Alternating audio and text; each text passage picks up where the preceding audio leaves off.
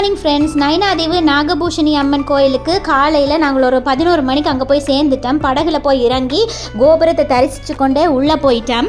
இவ்வளவு அழகான காத்தோட்டமான கோயில்கள் எல்லாம் இந்தியாவில் நான் கொஞ்சம் கொஞ்சம் பார்த்துருக்குறேன். பட் இலங்கையில் நான் இவ்வளவு வருஷம் இருந்துமே எனக்கு இது பார்க்க கிடைக்கல. பாருங்க, இவரோட போகிறது தான் எனக்கு லக்கன்னு நினைக்கிறேன். காலையெல்லாம் கழுவிட்டு உள்ளே போயாச்சு. கோயில் இப்போ புனர் நிர்மாணம் பண்ணி கொண்டிருக்கணும் போல இருக்குது.